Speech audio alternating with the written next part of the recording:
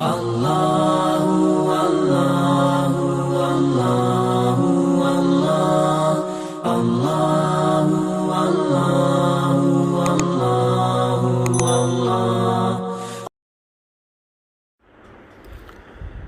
اللہ الرحمن الرحیم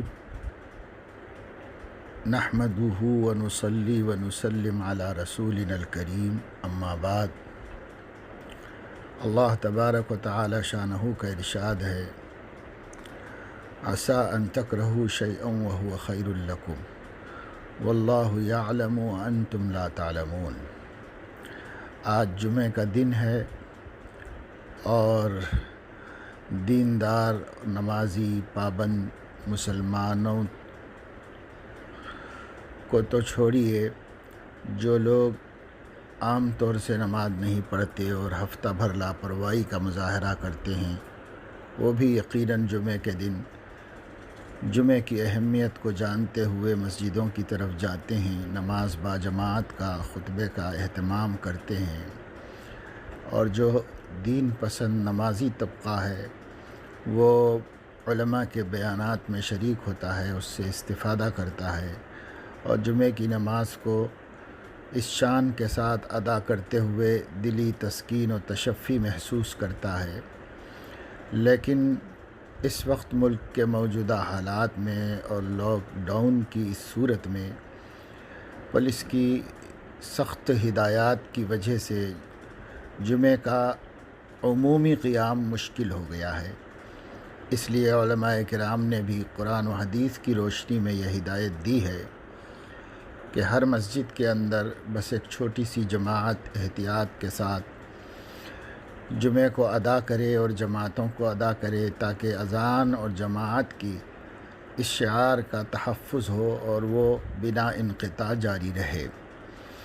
اور باقی تمام مسلمانوں سے گزارش کی جا رہی ہے کہ وہ اپنے گھروں کے اندر نماز ادا کر لیں، ظہر کی نماز پڑھ لیں۔ ظاہر ہے کہ جو لوگ برسہ برس سے بلکہ شعور آنے کے بعد سے جمعہ کا اہتمام کرتے آئے ہیں،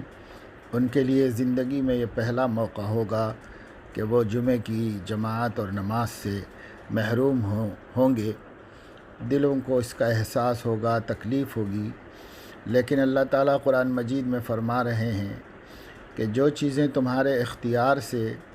تمہارے سامنے نہیں آئی ہیں، غیر اختیاری ہیں، وہ من جانب اللہ ہے۔ ہمارا عقیدہ ہے والقدر خیرہ وشرہ من اللہ تعالی۔ یہ چونکہ ہمارے اختیار سے نہیں ہو رہا ہے، اس لیے اس سے راضی رہنا اور اس کے مطابق عمل کرنا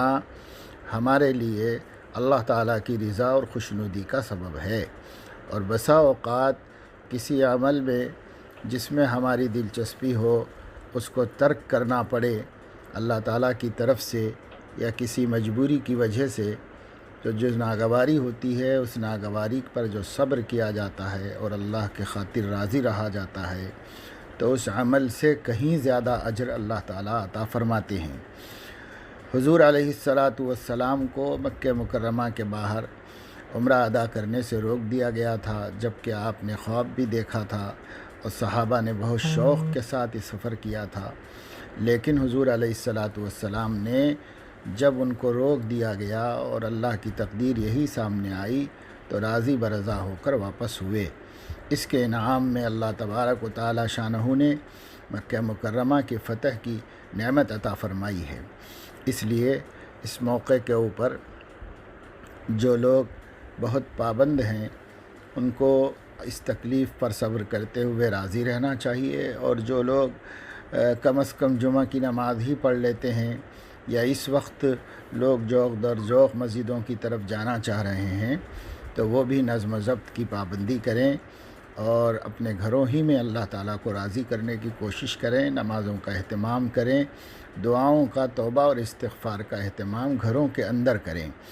عورتوں، بیوی، بچوں کو لے کر اللہ تعالیٰ سے توبہ کرنے میں بہت مصلحت ہے۔ چھوٹے چھوٹے بچوں اور معصوموں کے ہاتھ اٹھتے ہیں، اللہ کو رحم آتا ہے، اس لیے گھروں میں استغفار کی مجلسوں کا اور توبہ کی مجلسوں کا اہتمام کیجیے،